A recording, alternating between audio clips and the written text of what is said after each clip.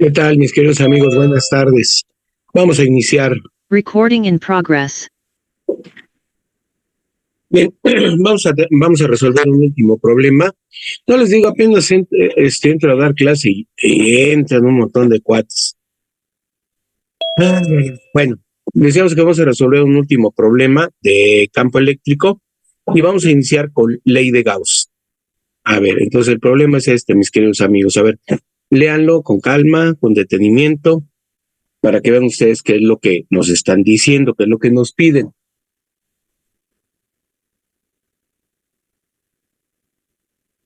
Y me dicen ustedes si se entiende lo que dice el problema. No cómo se va a resolver, sino si se entiende lo que dice.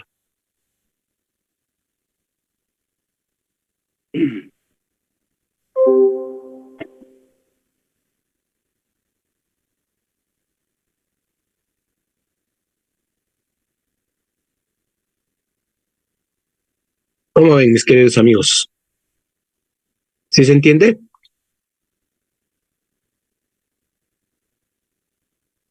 Más o menos. ¿Los demás?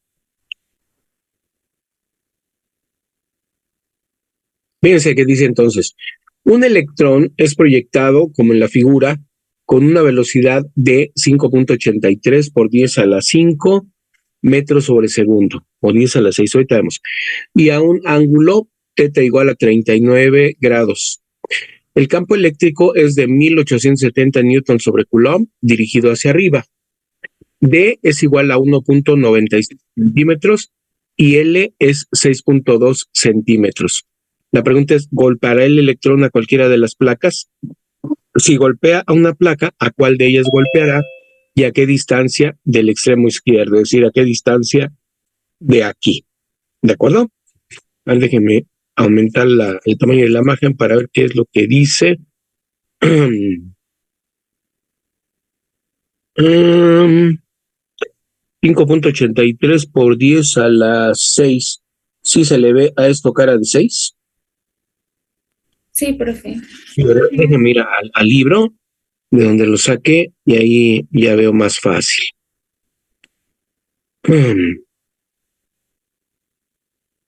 Ok.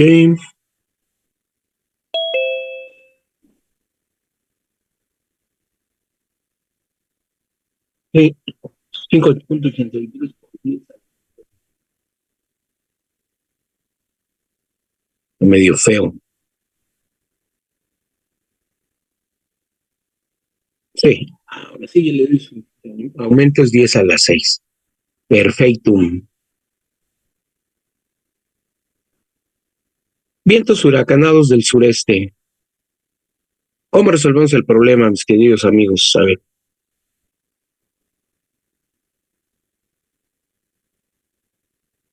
Bueno, antes que nada, necesitamos la carga del electrón. Ya sabemos que esta es negativa. Entonces, el electrón, ¿cuánto dicen que es su carga? Pues googleenlo. Yo les pedí que ya tuvieran ese dato listo. Entonces, ¿cuál es la carga del electrón? Muy bien. El campo eléctrico va hacia arriba, ¿verdad? Yo tengo un electrón moviéndose aquí, un electroncito, ¿verdad? ¿Qué fuerza va a sentir debido a la presencia del campo eléctrico? Entonces, la fuerza eléctrica va a ser igual a la carga que es negativa multiplicada por la dirección y sentido del campo eléctrico. El campo eléctrico va hacia arriba, la fuerza eléctrica sobre el electrón, ¿hacia dónde va, mis queridos amigos? Pues en sentido contrario al campo eléctrico, ¿de acuerdo? Entonces yo tengo una fuerza eléctrica sobre el electrón que va hacia abajo. Fuerza eléctrica. Acuérdense que los campos eléctricos nacen en cargas positivas y terminan en cargas negativas. Entonces, un electrón que estuviera aquí siente repulsión de esta carga negativa y atracción de esta carga positiva. Entonces, siente una fuerza neta hacia abajo. ¿Sí es claro eso, mis estimados amigos? Sí, profesor. Sí. Exacto. Ok. Entonces va a sentir una fuerza eléctrica hacia abajo. Y si hay una fuerza eléctrica hacia abajo, pues entonces siente una aceleración hacia abajo, ¿verdad? Entonces, ¿cuánto vale la aceleración que siente ese electrón cuando se mueve en ese campo eléctrico. ¿De cuánto será, mis queridos amigos? Bueno, pues fuerza, vamos a primero a el tamaño, ya sabemos que es hacia abajo. Esto es igual a la masa del electrón por la aceleración, ¿verdad?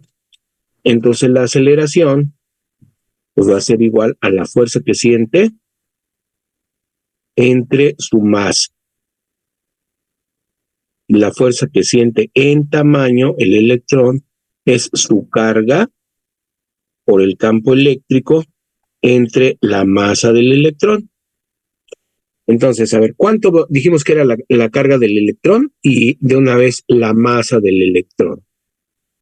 Para hacer el cálculo de lo que nos están pidiendo. A ver, googleenlo, mis queridos amigos, ¿cuánto vale la carga del electrón?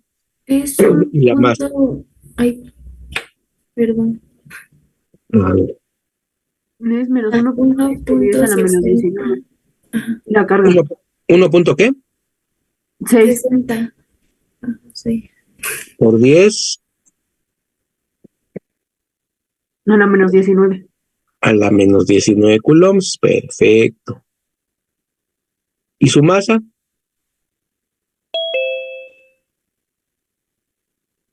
Es 9.11 por 10 a la menos 31.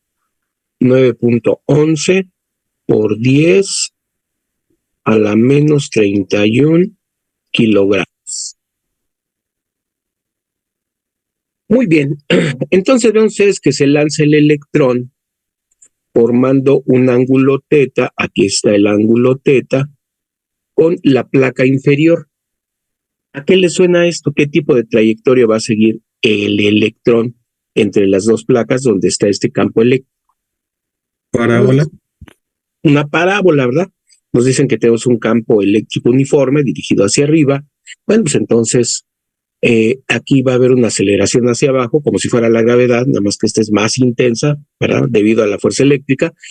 Entonces lo que vamos a tener es un tiro parabólico. Entonces, pues no sabemos si en ese tiro parabólico le pega el electrón a la placa de arriba, o si no le pega, si le pega a la placa de abajo y de dónde, y por dónde, ¿verdad? Entonces esa es la pregunta.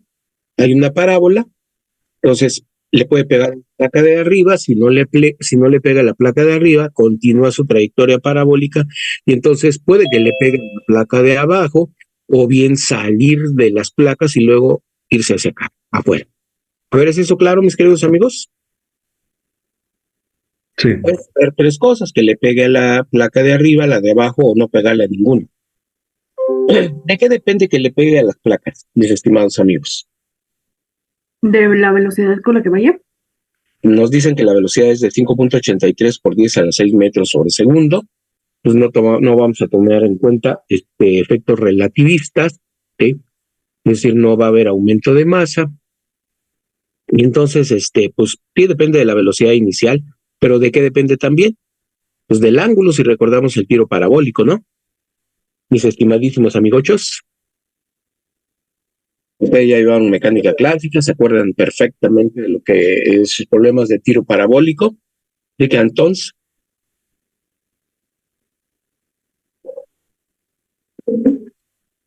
jóvenes, nos dice que la distancia entre las placas es 1.97 centímetros y que la longitud de las placas es 6.20 centímetros.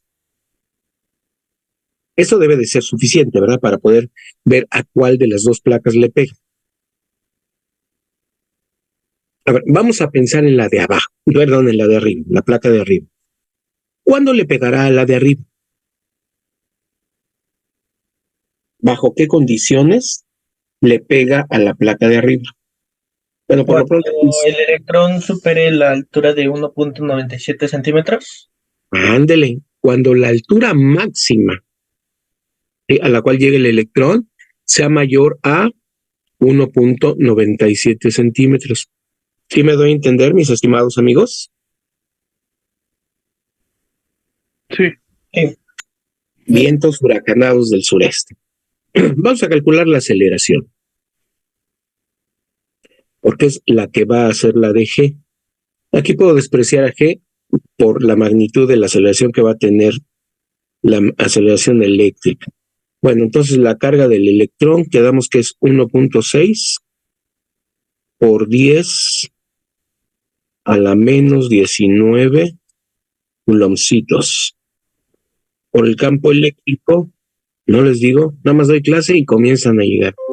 Luego el campo eléctrico, que en tamaño es 1870 newton sobre coulomb. Y la masa del electrón, que es 9.11 por 10 a la menos 31 kilogramos. Ok, ¿cuánto les da esta aceleración, mis queridos amigos? Bueno, aquí tengo mi calculadora, vamos a ver cuánto me da mi 1.6 por 10 a la menos 19 por 1870 entre 9.11 por 10 a la menos 31. A mí me da 3.284 por 10 a la 14. A mí también me dio lo mismo que usted, profe. Perfecto. Por 10 a la 14. Metros sobre segundo cuadrado. Listo. Pues ya tenemos la aceleración. Entonces vamos a calcular la altura máxima a la que se movería este electrón con esa aceleración. ¿Cómo le hacemos para encontrar la altura máxima, mis queridos amigos? Altura máxima.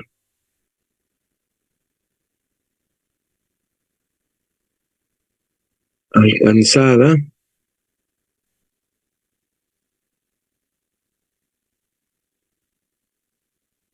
por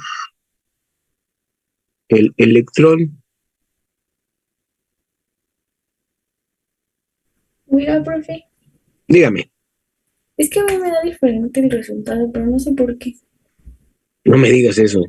Sí. No rompas mi corazón. A ver, vamos a ver, son 1.6 x a la menos 19, luego por el campo eléctrico, que son 1870 newton sobre coulomb, y esto entre la masa, que es 9.11 por 10 a la menos 31, 328. Ah, caray, sí, 328, ¿verdad? Sí, ajá, me da 3.28 por 10 a la 14. Entonces, ¿qué sé por qué le puse 9? Pues por sonso, ¿verdad? No, Entonces, 3.284. Ah, entonces no puse nada más bien el 3. Le puse 9. ¿Por qué? Sepa. Muy bien. Entonces, ¿ya quedamos bien, jóvenes? ¿Ya estamos de acuerdo? sí. Nada más déjenme ponerla aquí y se vea que es 31. Ahora sí. Okidoki. Entonces, ¿cómo le hacemos para encontrar la altura máxima? Pues utilizamos la ecuación de movimiento rectilíneo. Velocidad final al cuadrado es igual a velocidad inicial al cuadrado menos 2 veces la aceleración por la distancia recorrida, ¿verdad? La distancia que es y menos y0. Entonces, si d es igual a la altura máxima, entonces, ¿cuánto vale la velocidad final? Vale 0, porque en la altura máxima, ¿verdad? En el tiro parabólico, la velocidad final es 0. Entonces, pues vamos a tener que 0 es igual a la velocidad inicial al cuadrado menos 2 veces a por h. Entonces, h pues va a ser igual a b0 al cuadrado dividido entre 2a. ¿Para cuánto vale b0, mis queridos amigos? ¿Cuánto vale B0? 5.83, ¿no? Por 10 No, porque esta es la velocidad en Y, ¿verdad? Entonces la velocidad inicial en Y. ¿Y cuánto vale la velocidad inicial en Y? Ah, pues vale B0 multiplicado por el seno de teta. A ver, chéquenlo y ustedes me dicen si estamos de acuerdo. B0, ahora sí solo 5.83 metros por 10 a la 6 metros sobre segundo. Y esto por el seno de 39 graditos. Así que, ¿cuánto nos da eso?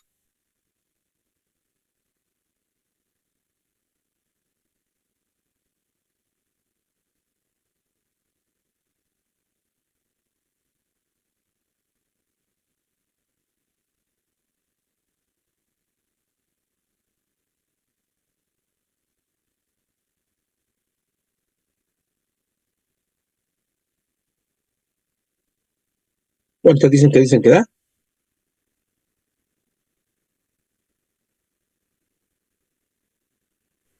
A mí me salió 3.48 por 10 a la 6. 3.48 por 10 a la 6 metros sobre segundo. ¿Le checa a todos, jóvenes?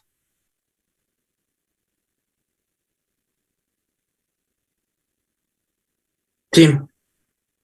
Perfecto. Por seno. No es cierto, profe, me equivoqué. Me equivoqué, le puse 53 y fue de 83. Se me fue el 5. A A mí ver, me da 3.66 por 10 a la 6. A mí ajá, me da 3.66 igual. 1, 2, ajá, 3, 4, 5, 6. Sí, ese es el son correcto. 3.66. Exactamente. Ya lo hice y sí, nos sale eso. Los 3.67, vamos a ponerle ya redondeado. 3.67. A ver si estamos de acuerdo, porque nos da 3.668937. Pues si redondeamos con 3.67 por 10 a la 6. ¿Está bien? Metros sobre segundo. Sí, profe. Ahora sí. Vale. Entonces vamos a tener que H, altura máxima, pues son velocidad inicial en Y, que son 3.67 por 10 a la 6 metros sobre segundo, y esto elevado al cuadrado, entre 2 veces la aceleración, entonces 2 por 3.284 por 10 a la 14. A la 14 metros sobre segundo cuadrado. Así que entonces, ¿cuánto nos da eso?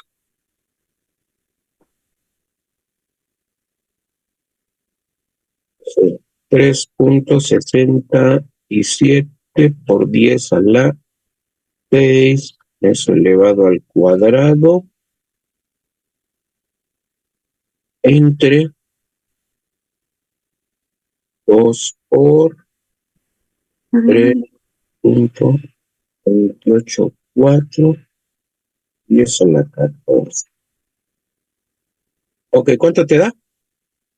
Bueno, no sé si me metí mal o qué, pero me dio 0.020. 0.020, no sé, a ver, vamos a ver. 0.020 metritos. A ver qué dicen los demás. Igual, algo aproximado. 2.05 por 10 a la menos 2. Por 10 a la menos 2, ok. Ajá, es 0. Muy bien. A ver, déjenme volverlo a hacer. 3.67 por 10 a la 6, eso elevado al cuadrado. Y esto entre, luego esto entre 3.284 Esa es la 14. Ajá, sí, está bien, 0.0205, ¿no? Sí, profe. Ok.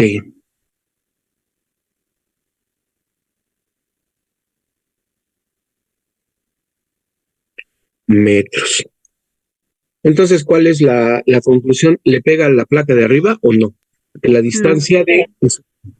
Eso es. Este es 1.97 centímetros. ¿Y aquí cuántos centímetros tenemos? Más de 20. No, son dos, ¿no? Sí, perdón. Más de Dos. 20. Discúlpenme. Más de 2. Eso es 2.05 centímetros. Entonces, pues sí, ¿verdad? La altura máxima es mayor a la distancia de separación, pues le pega a la de arriba. Sale. Pues conclusión, el electrón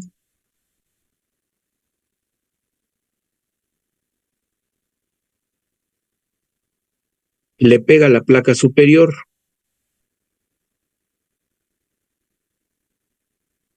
A la placa superior.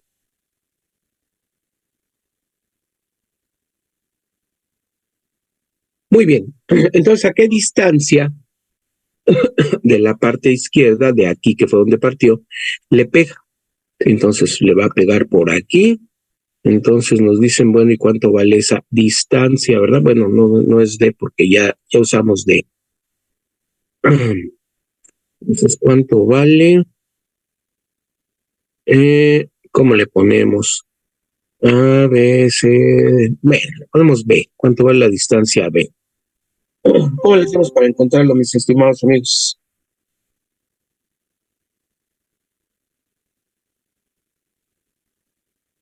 ¿Cómo encontramos B?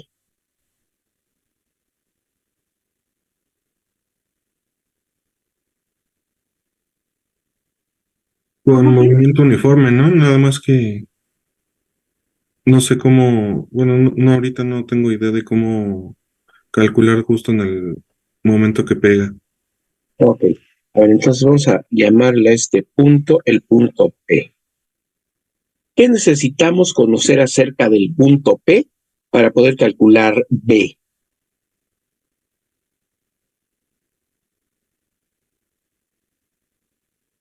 En la Tower. ¿Y ahora? ¿El tiempo?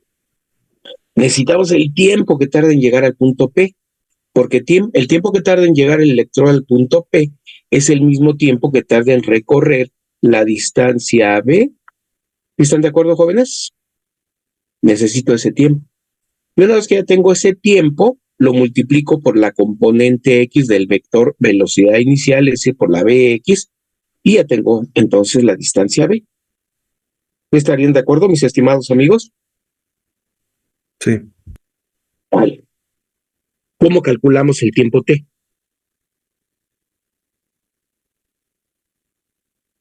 con la de aceleración es igual a velocidad final menos velocidad inicial sobre t cuadrada, ¿no? Pues a ver, vamos a ver. Y es igual a Y inicial más velocidad inicial en Y por el tiempo menos un medio de aceleración por el tiempo al cuadrado, donde la aceleración pues es esta que calculamos aquí, ¿no? Entonces, si el movimiento parte de aquí, ¿cuánto vale Y0? ¿Cero? Cero, efectivamente. La velocidad inicial en Y, ¿la conocemos? No, pero pues la podemos calcular, ¿verdad? A ver, entonces velocidad inicial en Y. ¿Cuánto va a ser la velocidad inicial en Y? Pues va a ser los 5.83. Profe, ¿no la velocidad está arriba? La de 3.67 por 10 a la 6. 3.67. ¿Esta? Ah, Ajá. sí, es la de Y, esa es la que necesitamos, precisamente. Gracias, mi querida amiga. De todas maneras, vamos a necesitar calcular la X. Entonces son 3.67 Es un 67 por 10 a la 6 metros sobre segundo. Es la velocidad en Y. Ok. Ahí está.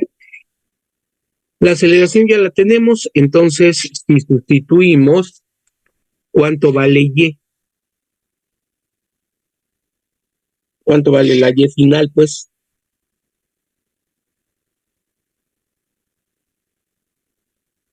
¿Dónde va a estar después? Más bien en el punto P. Cuando ha recorrido en Y, ¿cuánto?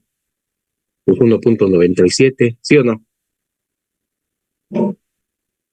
¿Puedes? ¿Hay chocar? Pues sí, en el punto P. Y la posición Y, pues son 1.97 centímetros, ¿sí? Que sería entonces 0.197, ¿no? 197 metros. Esa es la posición final, la inicial es 0. Esto es igual a la velocidad inicial en Y, que son 3.67 por 10 a la 6 metros sobre segundo. Y por el tiempo, menos un medio de la aceleración. La aceleración son 3.284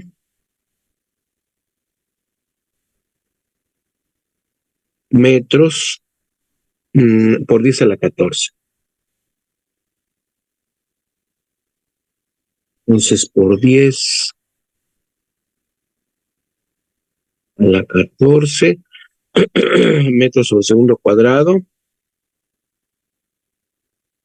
Y por el tiempo al cuadrado. Entonces, ¿qué pasa? Pues que tengo una ecuación de segundo grado en el tiempo. Eso quiere decir que hay dos tiempos posibles. Ah, caray. Pues yo nada más quería miren. ¿Sí? Cuando está aquí. ¿Cuál es el otro tiempo? ¿Dónde? Ah, pues es que si se completara la parábola, entonces volvería a estar a 1.97 aquí. ¿Y se dan cuenta, jóvenes?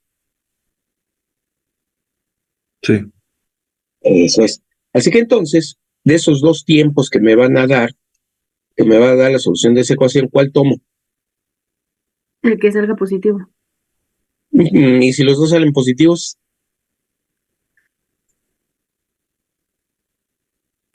El tiempo más largo. no, porque el tiempo más largo sería aquí. Y ahí es Es donde chiquito, ¿no? el más pequeño, porque es donde topa primero.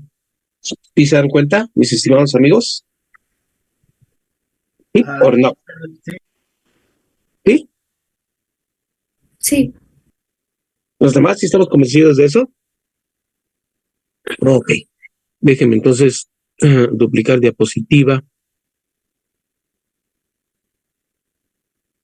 Ok, pues vamos a quitar lo que no sirva.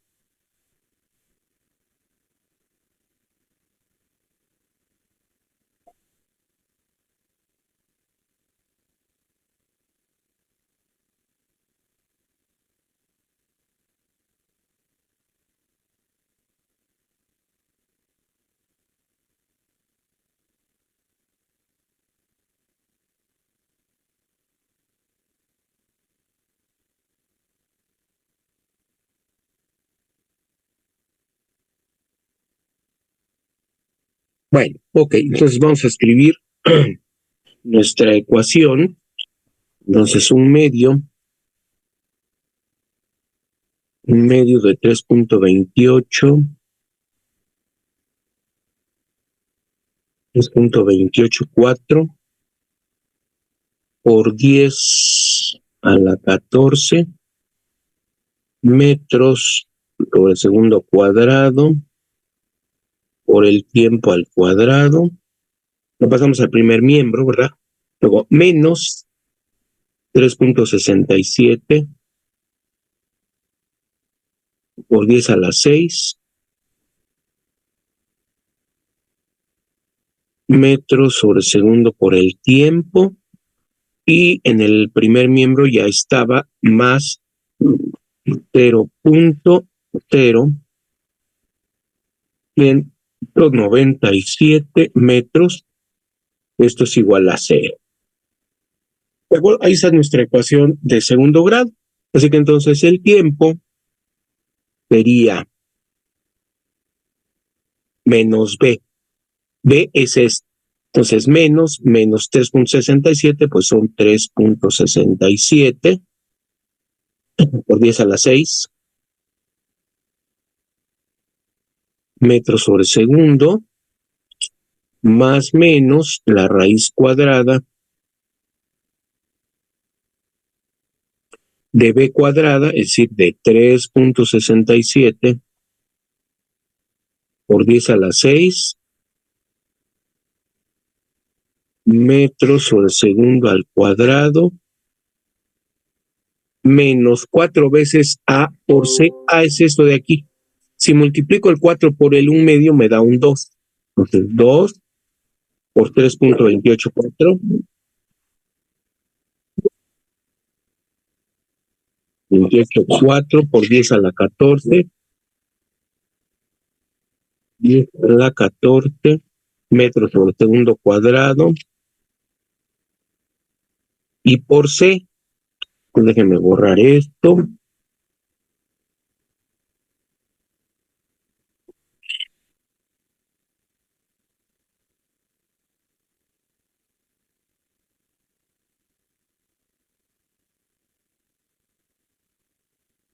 Profe, la fórmula no Dígame. es menos 4AC. Sí, Es que pusimos menos 2, ¿no? pues sí, pero es que estamos multiplicando 4 por 1/2. Ah, cierto, cierto. Sale. Ok.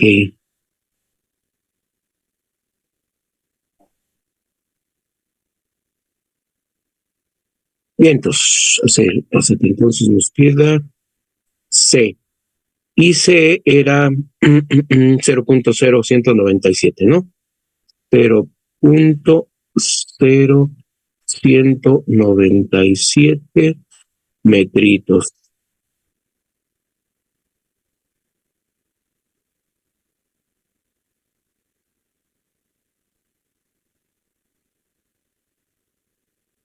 Entre 2A, ahora fíjense, este es A por 2 y el 1/2, pues ya ese 1/2 se cancela y me queda entre 3.284 por 10 a la 14. La 14 metros sobre segundo cuadrado. Y ahora sí, a ver cuánto nos dan. Nos dan 2 tiempos. Profe, ¿por qué no puso el 1/2? Otra vez. Porque es entre 2A. ¿Quién es A? Sí, es todo esto. ¿Sí estás de acuerdo? Entonces multiplica 2 por 1/2 de 3.284 por 10 a la 14. ¿Cuánto te da? Lo mismo. No, hombre. O sea, sin el 1/2, pues se quedaría como la unidad. Eso, y entonces ya nada más por eso puse 3.284, ¿no? Ok, No, sí, sí, gracias. Sí, sí, sí. sale. A ver, ahora sí, ¿cuánto nos da?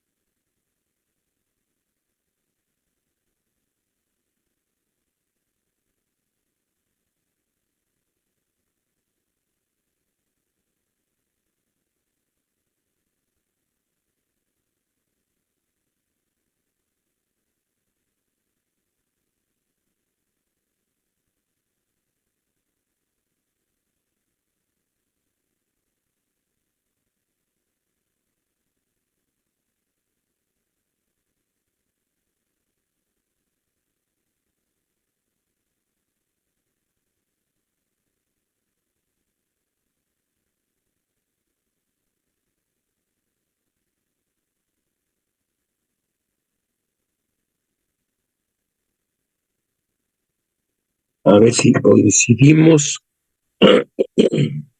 Tomando el signo más, a mí me da 1.339, hasta ahí lo voy a dejar, por 10 a la menos 8.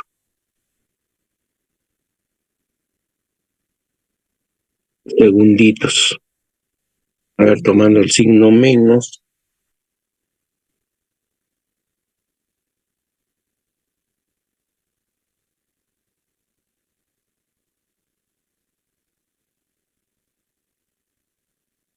Sí, sí me salió lo mismo que usted, profe. Ok. Pues nada más hay que ver ahora tomando el signo menos. Con signo menos me sale 8.9587. Espérame, 8.95. Ajá, ajá, ¿Y qué más?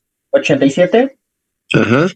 por 10 a la menos 9 Por 10 a la menos 9 segundos. segundos. ¿Cuál es el más grande y cuál es el más pequeño? El más grande es el de 1.33. Ajá. Por 10 a la menos 8. Sí, Ajá. el más pequeño es 8.95 por 10 a la menos 9. ¿Sí Entonces, están de acuerdo, mis queridos ¿estamos, no? amigos? Este es el buenazo, ¿no? Entonces, este. Bien. A ver si estamos de acuerdo, mis estimados. Sí, Perfecto. ¿Y ahora qué hacemos?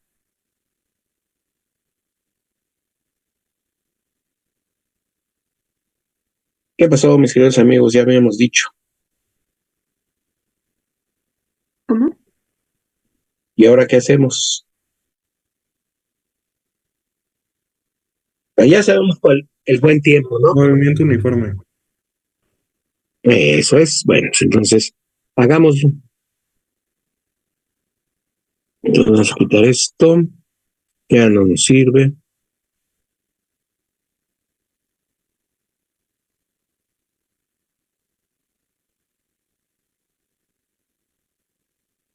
Sale. Entonces, ahora sí, ¿verdad? La distancia que necesitamos, que le hemos llamado v, es velocidad por tiempo, ¿no?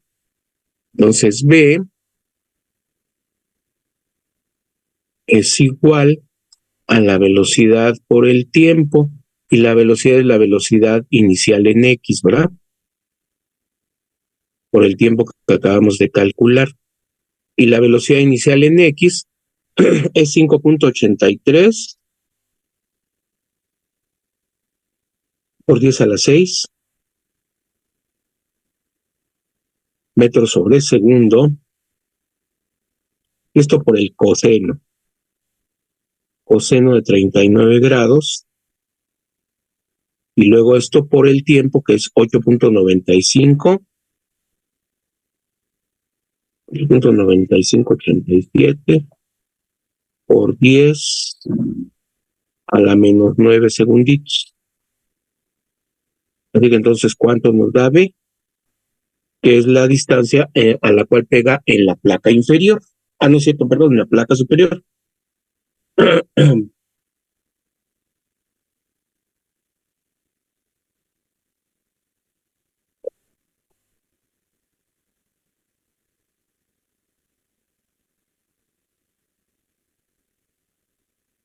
Pues a mí me dio 0.044, bueno, 45. A ver, No, a ver, 0.0405. 0.405 metros. A ver si le checa a todos. Vamos a ver cuánto miden de largo las placas. L es de...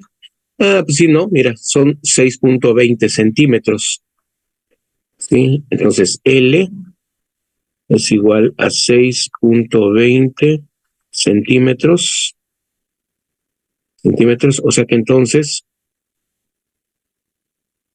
esto de acá arriba son 6.20. Entonces, respecto a este punto, está pegando por aquí, en un lugar donde la distancia es de 4.05 centímetros, ¿no? Entonces, B es igual a 4.05 centímetros. Entonces, sí, ¿verdad? Le pega la de arriba. Perfecto. No se alcanza a salir. Muy bien, mis queridos amigos, ¿dudas? Profe, ¿Duditas? Dígame. para el tiempo siempre vamos a agarrar el más pequeño. No, pues es que depende del problema, ¿no? En este caso, si le pega la de arriba, pues a ver, déjame regresarme acá. Es que hay dos lugares, ¿verdad?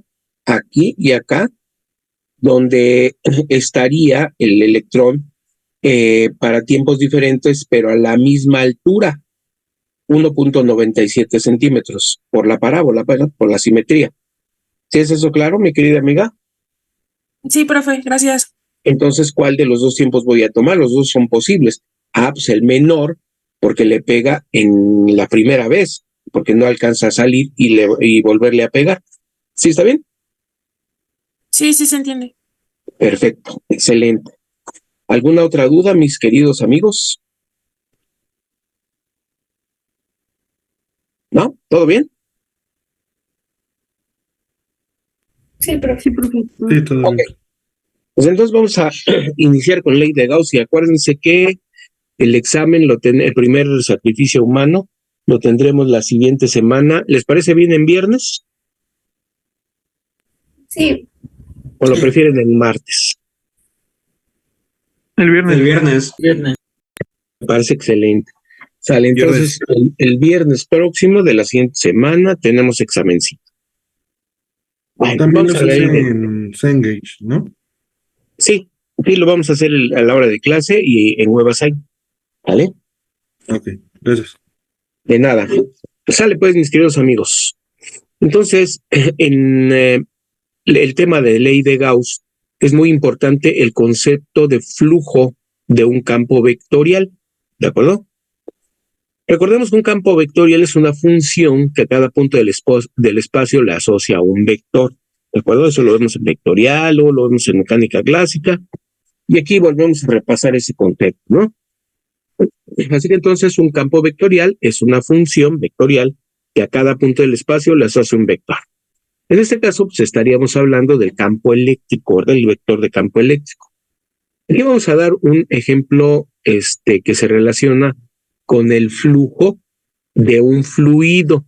Entonces vamos a suponer que estas líneas que ven ustedes aquí son líneas de velocidad para un fluido. Entonces, en cada punto del fluido, el vector velocidad tiene la misma magnitud, la misma dirección y el mismo sentido. Es decir, en todos los puntos, el vector velocidad de cualquier partícula de fluido que pase por ese punto, pues es la misma. ¿De acuerdo? Fíjense cómo definimos el flujo de este fluido que se mueve con velocidad v en un campo de velocidades constante. Va a ser el producto escalar del vector velocidad con el vector área. Chirriones, ¿cómo está eso de que el vector área, verdad?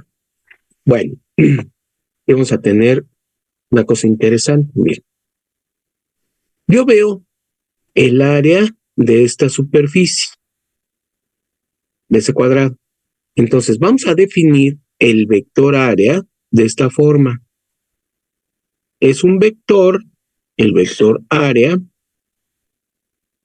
es un vector de tamaño A, el área de esa superficie, y multiplicado por el vector unitario, por el vector unitario normal o perpendicular a esa área. Entonces, ustedes me van a decir, pues sí, nada más que esa área tiene dos vectores perpendiculares, uno que el que tú dibujaste y el que va hacia acá. ¿De acuerdo? ¿Cuál de los dos es el vector unitario normal? Pues yo lo voy a elegir dependiendo del problema que esté tratando. ¿De acuerdo? Cuando se habla de superficies cerradas, no va a haber ninguna dificultad en decidirse, pero en las superficies abiertas como la que tengo aquí, pues uno tiene que decidir y como les digo, dependiendo de lo que esté uno tratando de resolver, será que uno elige el vector que va hacia la derecha o el vector que va hacia la izquierda. ¿De acuerdo? En este caso estamos eligiendo el vector que va hacia la derecha. Ese es el que nos interesa. ¿Por qué razón nos interesa eso? Porque queremos ver qué cantidad de agua, de fluido, pasa a través de esa superficie de área A. ¿Sí? Entonces vean ustedes qué es lo que sucede. Ustedes recuerdan de lo que es el producto escalar. Esto sería el tamaño del vector velocidad en cada punto, que dijimos que es constante, por el tamaño del área y por el coseno del ángulo que forma el vector velocidad y el vector área, tal como lo hemos definido aquí. Entonces, el ángulo que forman los vectores velocidad, aquí voy a dibujar uno de esos vectores velocidad. Ahí está. El ángulo que forman el vector A y el vector velocidad es 0 grados, porque los he elegido que sean paralelos y el coseno de 0 es 1. Entonces me da que esto es B por el A. Ahora vamos a fijarnos en las unidades que tiene B por A. Entonces, velocidad está dado en metros sobre segundo y el área en metros cuadrados. Entonces, esto es metros cúbicos por segundo. ¿Sí? Pues lo que estoy obteniendo físicamente como el flujo de este líquido que se está moviendo en un campo de velocidades constante, pues es cuántos metros cúbicos está fluyendo a través de esa superficie de área A por cada segundo. ¿Sí? ¿Cuántos metros cúbicos? Yo puedo pensar también en litros por segundo, si aquí me gusta. ¿Es claro, mis queridos amigos? ¿Se entiende? Por eso lo hacemos con este ejemplo, ¿verdad? De un fluido, para que se vea físicamente de qué se trataría. ¿Cuántos metros cúbicos fluyen por segundo o cuántos litros fluyen por segundo? Muy bien. ¿Qué pasa cuando cambiamos el ángulo que forma el vector A con el vector de velocidades, ¿verdad? Por ejemplo, aquí miren. Ahorita vamos a ver. Entonces, aquí vamos a tener que el vector de área está así, como vector, y el vector de velocidad pues va hacia la derecha. ¿Qué ángulo forman el vector de velocidad y el vector de área? ¿Qué ángulo forman, mis queridos amigos? 90 grados. 90 grados. Entonces, si aplicamos nosotros la definición que tenemos para el flujo de este campo vectorial, me daría entonces para este caso, ¿verdad? El flujo me daría el tamaño del vector área, que es A por el tamaño del vector velocidad y por el coseno de 90 grados. ¿De acuerdo? ¿Pero cuánto vale el coseno de 90?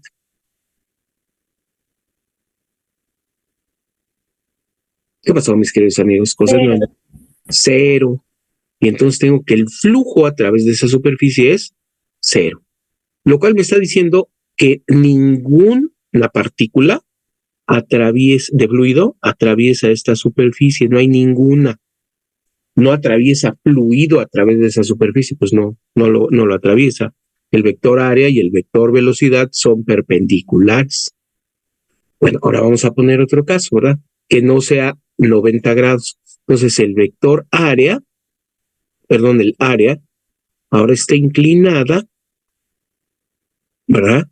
Y con respecto a la vertical está inclinada a un ángulo teta, ¿verdad?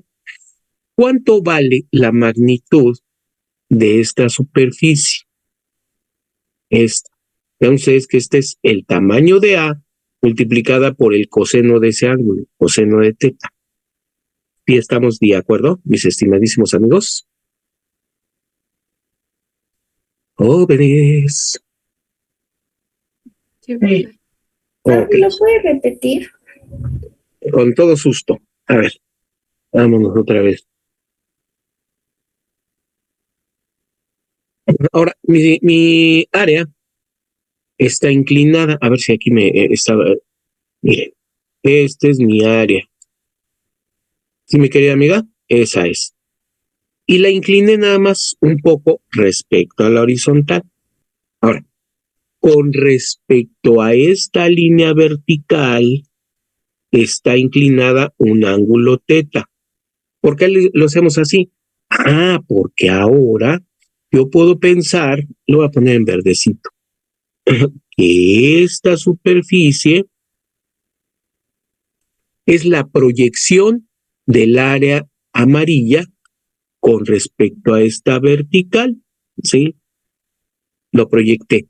¿Y cuánto vale esa proyección? Ah, pues vale A por el coseno de teta. ¿Estarías de acuerdo, mi querida amiga? Sí, profe. Gracias. ¿Qué vale, cuánto vale esa proyección cuando teta es 0 grados? Es decir, no he inclinado nada respecto a la vertical. Pues vale A. ¿Cuándo será 0? Pues cuando teta valga 90 grados, ¿verdad? Cuando esté así. Entonces, cuando yo proyecto esta área así sobre una vertical, la proyección pues me da área 0. ¿Y está bueno, mi querida amiga? Sí, profe. Ok. Entonces, las mismas líneas de campo que atraviesan a la superficie amarilla, a esta de aquí, ¿sí? Son las mismas líneas de campo que atraviesan a la superficie que está aquí, es decir, a la superficie proyectada. ¿Y estarías de acuerdo con eso? Pensemos que aquí, mira, acuérdense que el esquema de líneas de campo es un esquema matemático solamente. ¿Cuántas líneas estarían atravesando aquí la primer superficie? Estaría esta, 1, 2, 3, 4 y 5. ¿No son las mismas que atraviesan a la segunda superficie? 1, 2, 3, 4 y 5. Son las mismas, ¿verdad? Sí. Perfecto. Muy bien. Ahora, pensemos que en este ejemplo, el vector velocidad, pues es este, y hemos orientado el vector área de esta forma, ¿no? Así le hemos orientado.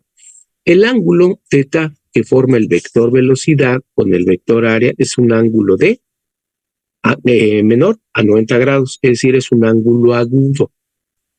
Entonces recuerden ustedes una cosa, el signo del coseno, ¿verdad? Y por lo tanto del producto escalar, el signo de A punto B. Entonces, número 1, si θ, el ángulo entre los dos vectores es estrictamente menor a 90 grados, pero mayor o igual a 0 grados, entonces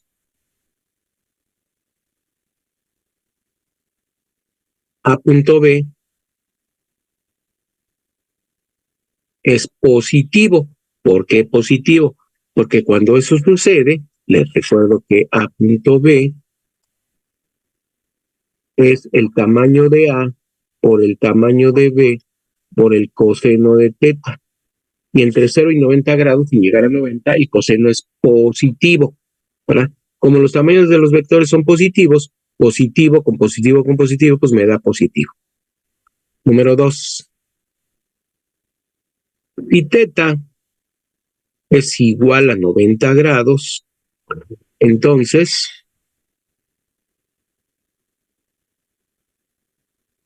A punto B es igual a 0, no hay flujo. Y número 3, si θ es mayor, estrictamente mayor a 90 grados, 90 grados, pero menor o igual a 180 grados, entonces A punto B es negativo, menor que 0, porque entre 90 y 180 grados el coseno es negativo. ¿Vale, mis queridos amigos? Jóvenes. Sí, profe. Ok. ¿Qué quiere decir eso? Que dependiendo de cómo esté orientada la superficie, vamos a tener flujos que son positivos y flujos que son negativos. Ay, quién la hago.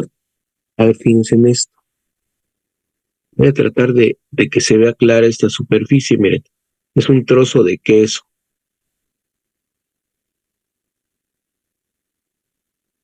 y es una superficie cerrada. Ahí está una de las caras de esta superficie. La otra superficie está así, miren.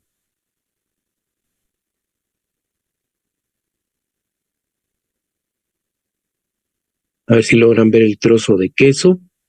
Luego la otra superficie está así.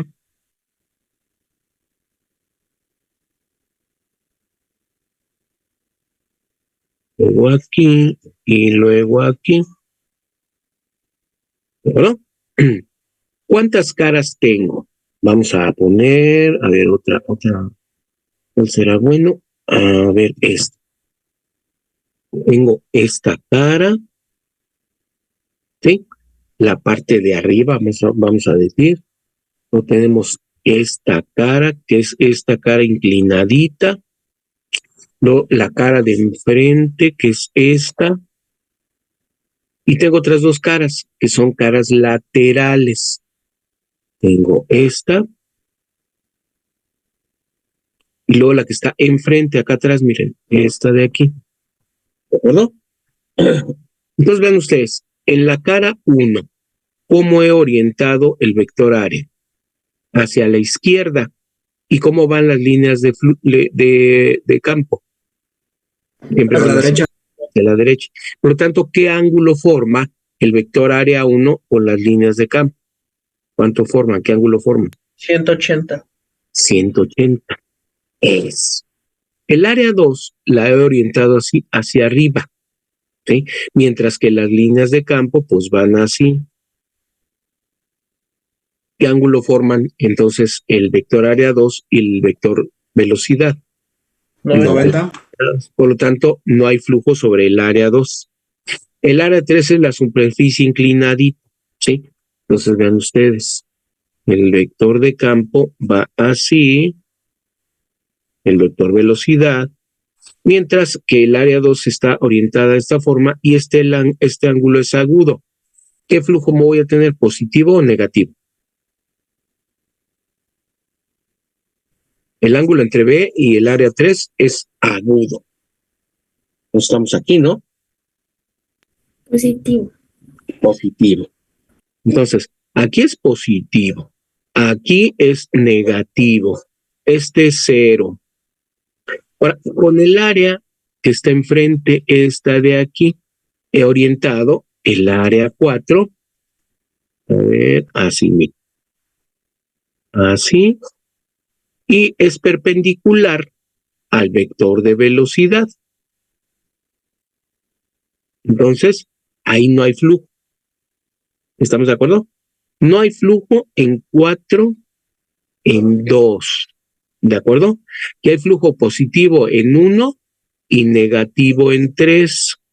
Perdón, positivo en 3 y negativo en 1. Esto ya no. ¿Sí está bien? Vean ustedes lo siguiente. Todas las líneas que entran por A1 salen por A3. ¿Sí se dan cuenta, mis queridos amigos? Sí, profe. Los flujos de las líneas de campo que entran es igual al número de líneas de campo que salen. Lo que tenemos ahí es un trozo de queso, como les decía. Y ahí no hay ningún problema de cómo orientar la superficie. Siempre las superficies se van a orientar de tal manera que en cada punto de las superficies que formen una superficie cerrada, el vector área va a apuntar perpendicular a la superficie en cada punto hacia afuera de la superficie.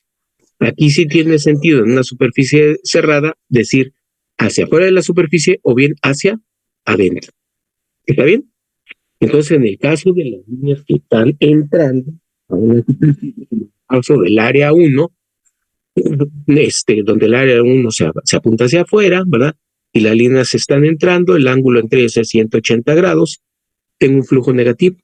En el caso del área 3, este de aquí, el área se apunta perpendicular a la superficie, pero hacia afuera, y las velocidades van hacia la derecha. Este ángulo es entonces agudo, tengo un flujo positivo.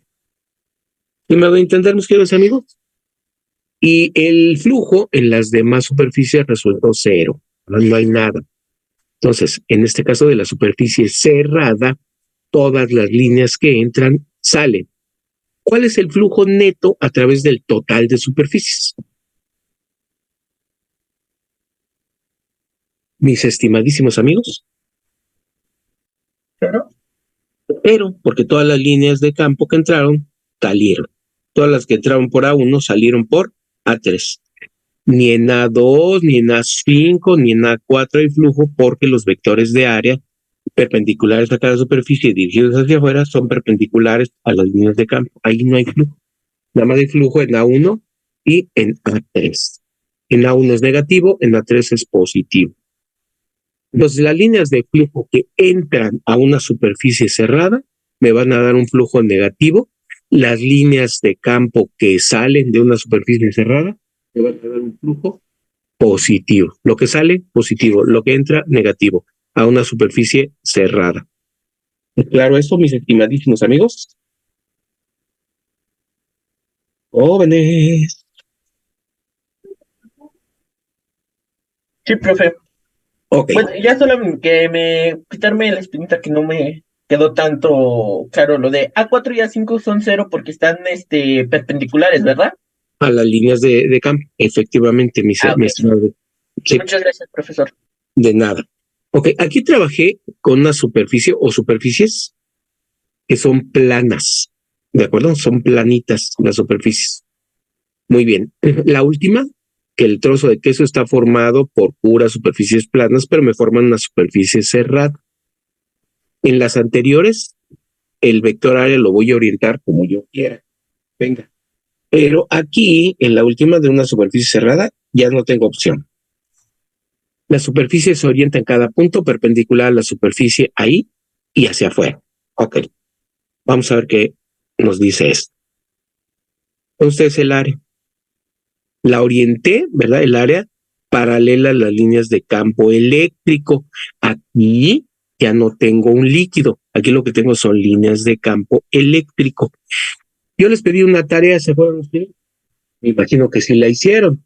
Una de las cosas importantes es que donde el campo eléctrico fuera muy intenso, ahí el número de líneas de campo que se deben de dibujar por unidad de superficie debe ser grande.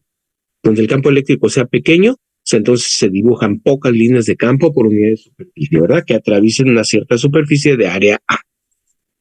Bueno, entonces aquí orientamos esta área A paralela a las líneas de campo. ¿Cuál va a ser el flujo entonces que vamos a obtener? Simplemente el campo eléctrico, su tamaño por el área y por el coseno de 0 grados. Por eso me da simplemente E por A. Aquí vamos a tener que para cada superficie phi es igual a E por A por el coseno de teta. Para esta superficie, que es la superficie proyectada, es decir, esta superficie proyectada, esto va a ser E por A coseno de teta. Y aquí también el flujo va a ser el mismo aquí que acá, porque ahora la normal en esta superficie, esta es el vector que me va a dar la dirección del área como tal. Y el ángulo que forma esta perpendicular a la superficie con el campo eléctrico es teta, igual que este. ¿Sí se dan cuenta? Por eso el flujo a través de esta superficie y de esta vale exactamente lo mismo. Y es simplemente el campo eléctrico en producto escalar con A. A ver, chéquenlo y me dicen, es claro que este ángulo y este de aquí es el mismo.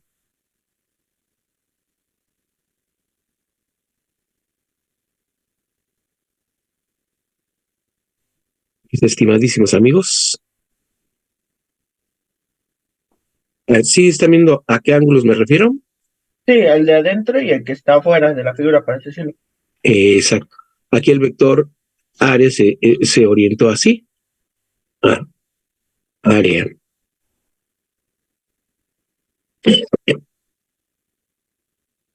Ahí está. ¿Sí estamos de acuerdo que esos dos ángulos son iguales, estimadísimos amigos? Sí. ¿Sí? Estoy utilizando simplemente un teorema que debieron haber utilizado en mecánica. Dos ángulos agudos cuyos lados respectivos son perpendiculares, son ángulos iguales. A ver, chequen eso.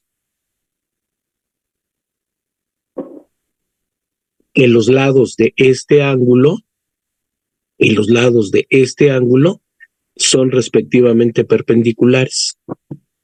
Entonces verán que... El triángulo, ¿no? Pues, ¿no? es como un triángulo si lo vemos de cierta manera, ¿no? Pues sí, lo puedes ver como un triángulo, pero el teorema a que me refiero, te digo, dice que si tú tienes dos ángulos cuyos lados respectivos son perpendiculares, entonces los ángulos son iguales. Ese es el teorema que estoy utilizando para poder ver que este ángulo y este son iguales. Bien, ¿qué pasa cuando no tengo una superficie plana como esta, verdad? Tengo un huevo, miren, ahí está el huevo. ¿Cómo le hago para obtener el flujo a través de este huevo? El huevo es una superficie cerrada. ¿Estamos de acuerdo? Y aquí vean ustedes que este es el campo eléctrico, las líneas naranjas. ¿Estarían ustedes de acuerdo que todas las líneas de campo que entran es igual al número de líneas de campo que salen? Sí. También. ¿Sí? Muy bien. Ahora fíjense ustedes en lo siguiente. ¿Cómo le hacemos para calcular el flujo aquí, ¿verdad? El flujo. Bueno, pues como sabemos solamente calcular flujos sobre superficies planas, lo que hacemos es este huevo, lo cuadriculamos, ¿verdad? Hacemos una partición de su superficie en pequeños elementos de superficie, deltas de área. Y cada una de esas áreas la orientamos tal como dijimos, es decir, cada vector de área para cada elemento de superficie lo vamos a dirigir perpendicular a la superficie en este punto y hacia afuera. ¿O no? A ver, vamos a ver qué pasa con una de las cuadriculitas aquí. Miren, aquí tengo este pedacito 3. Nos lo estamos llevando así. El campo eléctrico en esa superficie 3 va como se muestra aquí en la figura y el vector de área va hacia afuera de la superficie. Estamos hablando de ¿verdad? ¿Cómo es el ángulo entre el vector de campo eléctrico y el área 3? ¿Es agudo? ¿Obtuso? Sí. Es obtuso. Y el coseno de un ángulo obtuso es negativo, ¿verdad? ¿De acuerdo? Entonces el flujo a través de esta superficie pues es negativo. Vamos a ver qué pasa aquí en 2. Aquí. Lo que pasa aquí es que resulta que si orientamos este pedacito 2, el área, el vector área y el vector de campo eléctrico en 2 forman un ángulo de 90 grados. Entonces, a través de 2 no hay flujo. ¿Sí? Este pedacito de área no lo atraviesa ninguna línea de campo. Ahora vamos a ver aquí en 1. En 1, aquí tenemos el vector de campo y el vector área estaría perpendicular a la superficie y hacia afuera. Entonces están dirigidos así. El ángulo entre los dos, ¿verdad? El ángulo entre los dos vectores, el vector área y el vector de campo eléctrico, es agudo y aquí tengo un flujo positivo. Están saliendo las líneas, flujo positivo, de este lado están entrando, flujo negativo, aquí son perpendiculares, campo eléctrico y vector de campo eléctrico, no hay entonces flujo. Y así podemos hacerlo para todos y cada uno de los elementos de superficie. ¿Cuál va a ser el flujo eléctrico en el total de la superficie? Pues habrá que sumar todos los flujos, ¿verdad? Entonces, si tomo como elemento genérico de campo eléctrico EI y delta AI para cada uno de los iésimos elementos, entonces vamos a tener que el delta de flujo en cada uno de ellos va a ser el campo eléctrico por el delta de área y por el coseno del ángulo que formen, que sería simplemente EI en producto escalar con delta AI, ¿verdad? Entonces, el flujo eléctrico a través de toda esta superficie aproximadamente va a ser la suma sobre todos los elementos de superficie de EI.delta AI. ¿Por qué es una aproximación? Pues porque como cada uno de los elementos de área tiene un tamaño, ahora déjenme hacer una figurita, a ver, aquí, está bien. La pregunta es, ¿dónde voy a poner el vector de área, el que me representa a ese elemento de área? Pues aquí lo estamos poniendo, si ustedes se fijan, siempre al centro.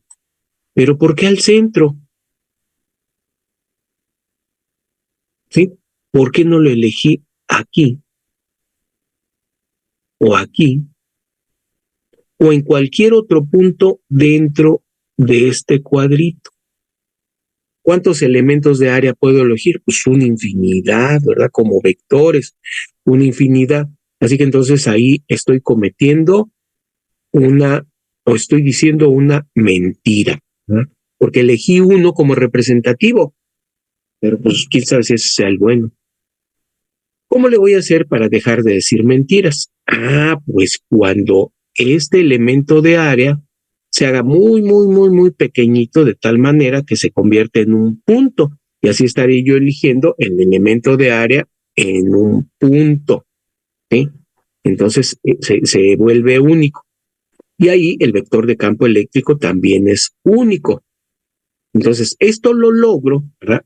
El flujo eléctrico en esa superficie curva en el límite cuando el número de elementos de área tienda a infinito y el mayor de los elementos de área, su tamaño tienda a 0. De la suma, desde I igual a 1 hasta N, de EI, punto, delta AI. Y dicen mis cuates los matemáticos que si ese límite existe, pues lo que se convierte es en una integral, ¿verdad? Una integral sobre toda la superficie de este huevo o de la superficie de la que se trata, ¿de acuerdo?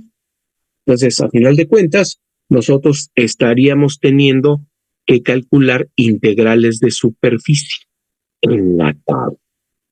Pero eso no lo medimos en vectorial. No se preocupen, siempre los problemas que vamos a resolver van a tener la simetría suficiente para reducir esa integral de superficie a una integral en una sola variable. Y es claro, pero esto es teóricamente lo que tendríamos que hacer. ¿Se entiende, mis estimadísimos amigos? Bueno, sí, O sea, se comprende, pero pues está medio complicado. sí, se está procesando todavía. Lo mismo dije yo cuando mi profe de electrotraumatismo me plantó esto la primera vez. Bien, a ver, vamos a este problemita, mis queridos amigos. Dice, considera un campo eléctrico uniforme E orientado en la dirección X en el espacio vacío. Encuentra el flujo eléctrico neto a través de la superficie de un cubo con arista L orientado como se muestra en la figura. Pues está bien fácil, ¿no? ¿Qué pasa con las líneas de campo y este elemento de superficie? Y por lo tanto, de toda esta superficie. ¿Cómo son? Perpendiculares. ¿Hay flujo aquí? No, es 0. No. ¿Y aquí? Tampoco. ¿En la de abajo? Tampoco, ¿no? Poco. Y en esta de acá, la de vamos a decir, de la derecha, la tapa de la derecha, la de la izquierda. Entonces, tampoco. En la de arriba, tampoco. ¿Dónde hay flujo? Aquí y aquí. Aquí, ¿cómo es el flujo? ¿Positivo o negativo? Negativo, por la dirección. Exacto. ¿Y aquí? Positivo. Positivo. Todas las líneas que entran salen por acá. ¿Cuál es el flujo neto? Pero, No sé. ¿Sí lo ven? Parece ser que se está entendiendo bien y eso ya nos va a hacer que pronto podamos entrar a algo interesante. Aquí pueden hacer ustedes el cálculo, sí, sin problema. Aquí lo que les digo es, si todas las líneas que están entrando son iguales a al número de líneas que salen por esta otra superficie, y sobre esta tapa es un pedazo de queso otra vez, ¿verdad? Si sobre esta tapa no hay flujo por ser perpendicular de las líneas de campo y el vector área, aquí en esta otra superficie, si se entiende, sería la copia de esta, pero de este lado, ¿sí? Ahí tampoco hay flujo y en la capa de abajo no hay flujo. Entonces, otra vez, el flujo sobre todo este pedazo de queso, ¿cuánto va a ser? Igual, 0. ¿Está bien? Pues el flujo neto es 0. A ver, ¿es eso claro, mis queridos amigos? Vamos a ver que el flujo es un concepto escalar, ¿verdad? No es un vector, es un escalar. A ver, ¿sí o no, mis queridísimos amigos? Sí. ¿Todo bien? Órale, pues. Ahora sí, ya tenemos los elementos suficientes para entrarle a la ley de Gauss. Bueno, yo creo que voy, antes de esto, a incluir aquí otra diapositiva. Muy bien.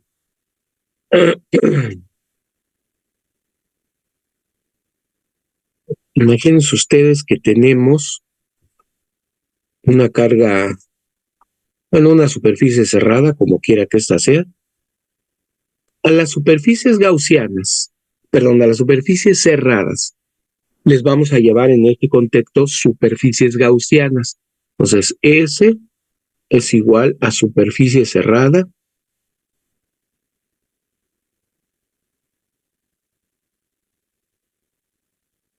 cerrada. Y a las superficies cerradas se les conoce como superficies gaussianas o superficie gaussiana.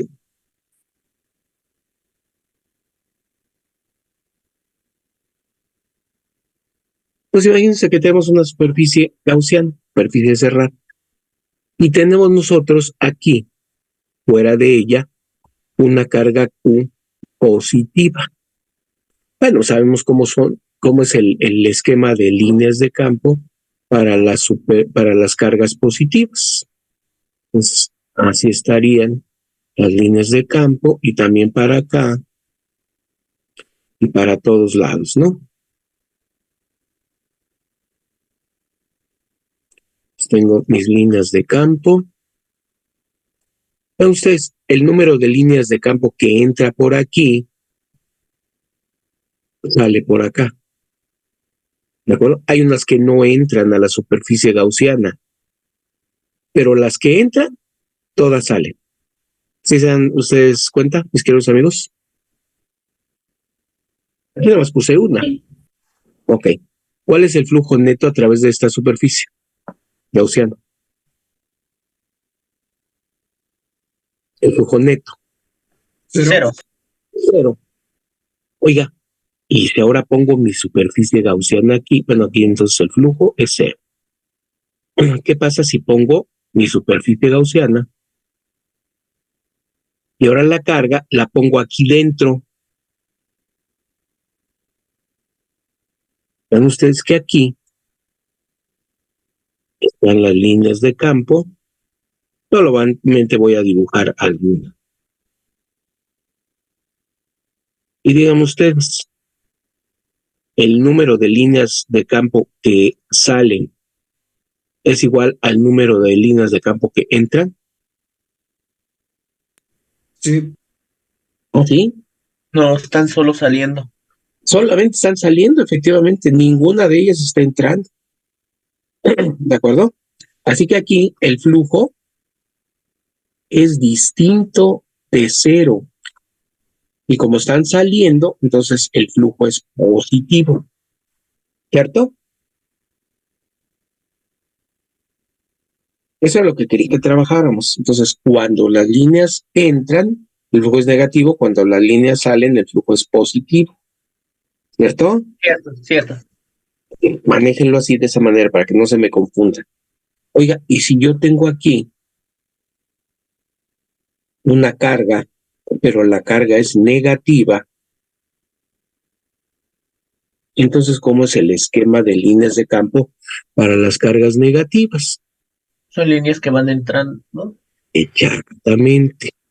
Voy a dibujar solamente unas cuantas. Pues ahora las líneas de campo entran.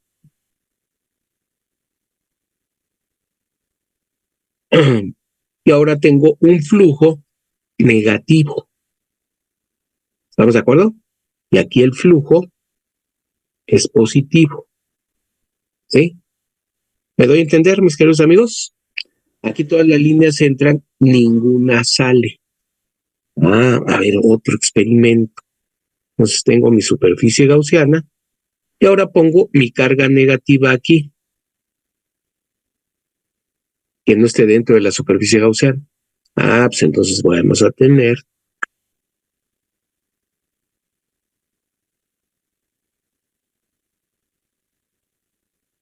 entonces ahora están entrando a la carga las líneas de campo.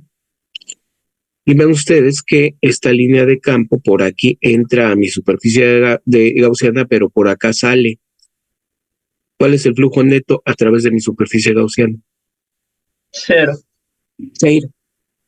Entonces, hablando de cargas, mis queridos amigos, y hablamos de cargas, ¿cuál es el flujo que me genera una carga a través de una superficie gaussiana, es decir, una superficie cerrada?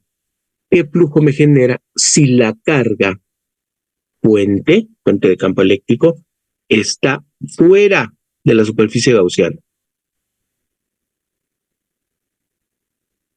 0.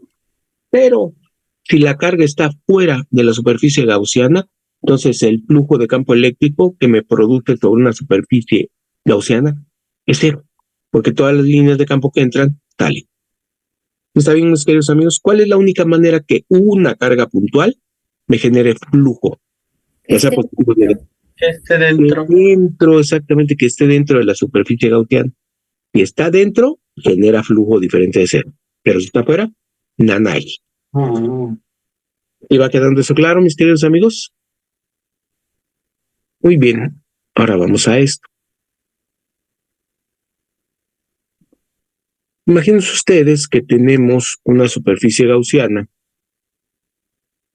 esta S, y yo tengo aquí una carga U positiva y aquí una carga U negativa del mismo tamaño. Entonces, si son del mismo tamaño y de aquí salen 20 líneas, entonces aquí, y digo salen porque las líneas de campo salen de las cargas positivas. ¿Sí estamos de acuerdo, mis queridos amigos? Y entonces a esta línea, a esta carga, a ella llegan, si las cargas son del mismo tamaño, a esta llegan 20 líneas.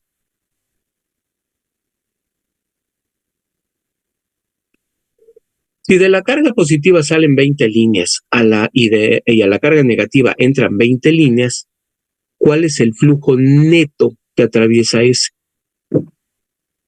0. 0, porque a la superficie S entran tantas líneas de campo como las que salen, siempre y cuando las cargas que tengo aquí, las cargas fuentes, en tamaño sean iguales.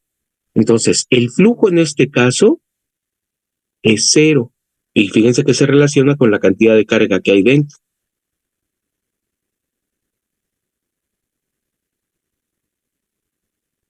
¿Cuál es la carga neta que está dentro de la superficie gaussiana? 0. Es como si pasara esto, mira. Más Q menos Q. Las cargas están fuera. Ninguna de las dos cargas me genera flujo, porque están fuera de la superficie gaussiana.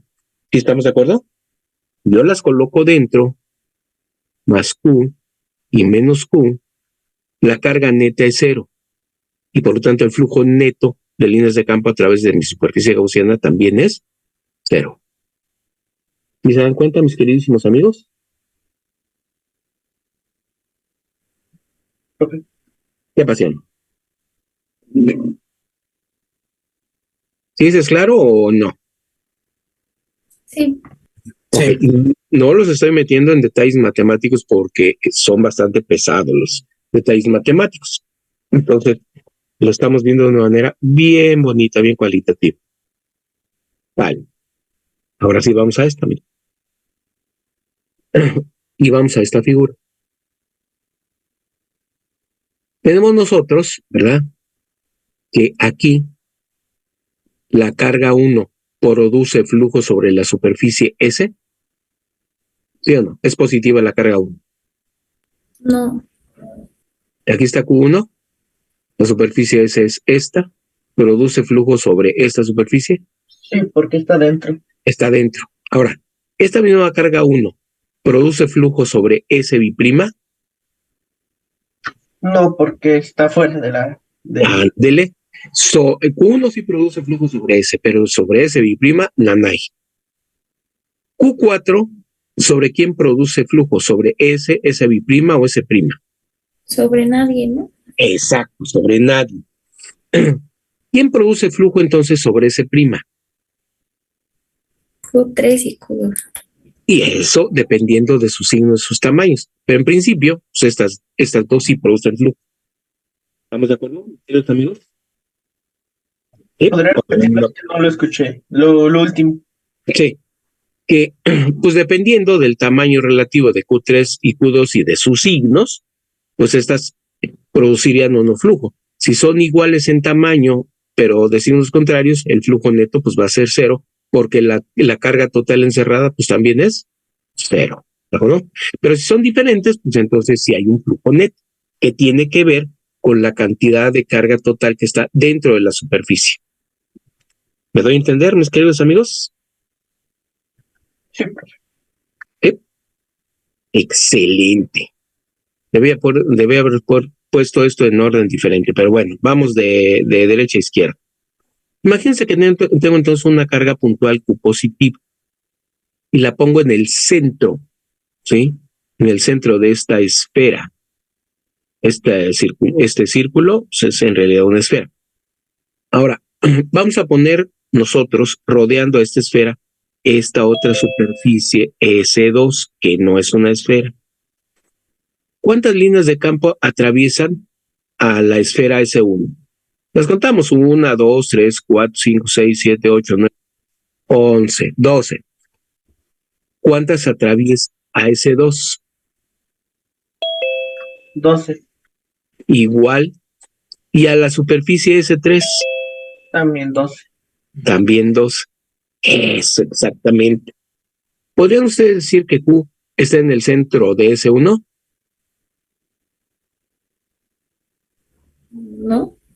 Sí, de S1, pues es la esferita. No. Pero ¿está en el centro de S2? Pues ¿cuál es el centro de S2? No, es irregular. Exacto. Ay, entonces aquí viene una cosa bien chida, miren.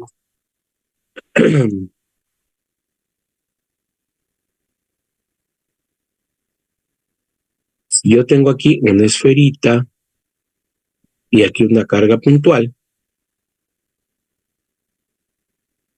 y aquí ponemos una superficie ahora irregular, aquí pongo otra alargada. El flujo a través de esta superficie es el mismo flujo a través de esta superficie, que es el mismo flujo a través de esta superficie. ¿Estarían ustedes de acuerdo, jóvenes? Porque el mismo número de líneas de campo que atraviesa a Φ1, atraviesa a Φ2 y atraviesa a Φ3. ¿Estamos de acuerdo? Sí. Pues son iguales, aunque la carga Q no esté en el centro de las tres superficies. Puede estar donde se le dé la gana. ¿Y mis queridos amigos? Pero aún así, las líneas de carga que salen van a ser, de campo, perdón, las líneas de campo van a ser las mismas, ¿no? Exacto, van a ser exactamente las mismas. Entonces ahora sí vamos a esta figura, miren, esta de acá. Yo solo les digo que debía haber puesto esto en orden contrario, pero bueno, ya está así. Vamos a ver cuál es el flujo. Según lo que vimos aquí, ¿verdad? Donde el flujo es la integral de superficie de punto diferencial de A. A ver, vamos a ver. Entonces aquí la esferita, estamos hablando de esta figura. Es más, voy a duplicar y voy a quitar las otras figuras.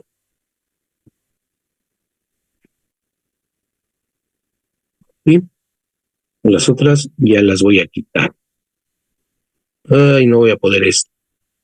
Bueno, ya sé. Denme un chancecito nada más para copiarlo.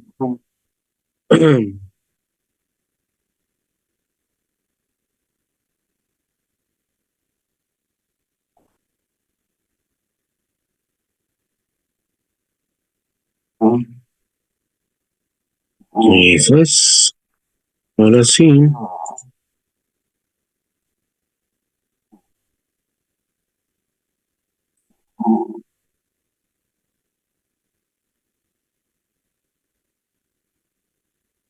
A ver, ahora sí.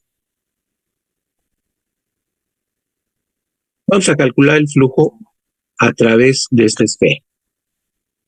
Y pusimos, para que sea fácil, a la carga Q más en el centro de la esfera. Entonces, si yo hago una partición de esta esferita en elementos de superficie, ahí están mis elementos de superficie, ¿verdad? Y los voy haciendo todos los elementos de superficie. Voy a tomar uno genérico. El campo eléctrico, ¿verdad? Estaría yendo hacia afuera. Y el elemento diferencial de superficie o de área, perdón, que estoy tomando, lo oriento de tal manera que sea perpendicular a la superficie y además hacia afuera. ¿Estamos de acuerdo, mis queridísimos amigos? ¿Sí? Entonces, estoy tomando uno de esos elementos. ¿Quién sería entonces el flujo a través de esa superficie esférica? Pues la integral sobre toda la superficie gaussiana, esta es mi superficie gaussiana, de E punto diferencial de área, ¿de acuerdo? Ya cuando convertimos la sumatoria en una integral. ¿Estamos de acuerdo, mis estimados amigos? Eso es entonces igual a la integral. ¿Cuál es el ángulo entre los elementos de área y el campo eléctrico? ¿Qué ángulo es el que tienen ustedes ahí? 0. 0. Entonces vamos a tener que esto es el tamaño del campo eléctrico por el diferencial de área y por el coseno de 0 grados. Por el coseno de 0 grados es 1. Así que me queda entonces que el flujo va a ser igual a el campo eléctrico por la integral de los diferenciales de área sobre toda la superficie. ¿Sí? ¿Por qué saqué el campo eléctrico? Porque el campo eléctrico en tamaño en este punto, en todos los puntos de la superficie gaussiana, que es una esfera, ¿cuánto vale?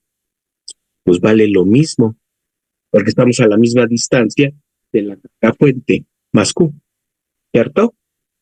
Entonces, en todos los puntos de la superficie gaussiana que yo he elegido, el campo eléctrico es constante. ¿Sí? Entonces lo puedo sacar. ¿Y cuál es la integral de las diferenciales de área? Pues el área total de mi superficie gaussiana. ¿Y cuál es el área de una superficie esférica?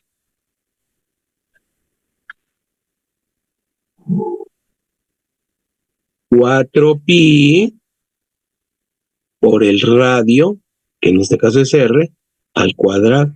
Ese es el área de una superficie esférica. Entonces, 4 pi por R cuadrado. ¿Estamos de acuerdo, mis estimados amigos? Sí. Sí. El flujo va a ser igual a 4 pi R cuadrada y por E, por el campo eléctrico. Vientos huracanados del sureste. A ver, déjenme ver. Y ahora vamos a... Vamos.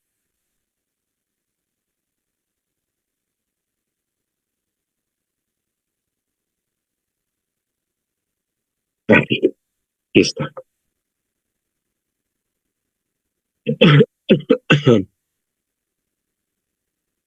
Ahora, ¿cuál es el campo eléctrico? Eso era lo que faltaba. ¿Cuál es el campo eléctrico de una carga puntual? ¿Cuánto vale E?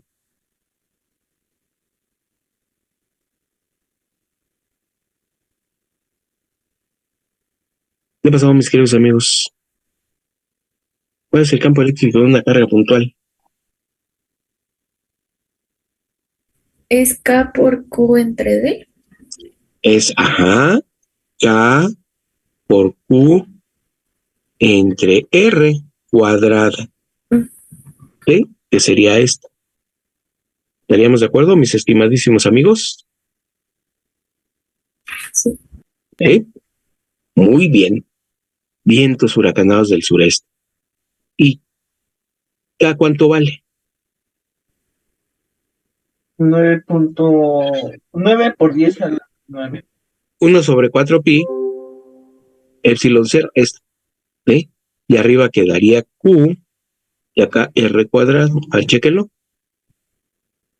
Y acá era 1 sobre 4 pi epsilon 0, que es lo mismo que 9 por 10 a la 9. ¿Y ve? Mis estimadísimos amigos. Entonces, si lo ponemos aquí, miren, phi, el flujo, es 4 pi R cuadrada, no, por el campo eléctrico, que es la carga, entre 4 pi epsilon 0 R cuadrada. ¿Qué pasa? Pues los 4 pi se cancelan. R cuadrada se cancela. ¿Y qué me queda? La carga que está encerrando mi superficie dividida por epsilon 0. Este es el flujo a través de la superficie. La carga sobre epsilon 0. Ese fue el flujo que se produce. El flujo que produce esta carguita a través de esta esfera. ¿Y se dan cuenta, mis queridos amigos? Este es el flujo. Sí. La Tower. ¿Eso qué quiere decir? Que sobre esta esfera, sobre esta superficie 2, sobre la superficie 3, ¿cuál es el flujo? Dijimos que era el mismo, ¿no? Entonces esto va a ser la carga, esta, dividida entre epsilon 0.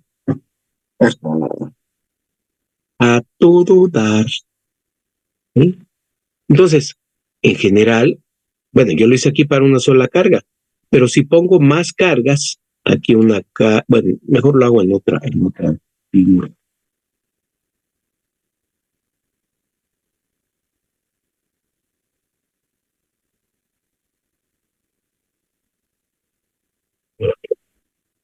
Entonces,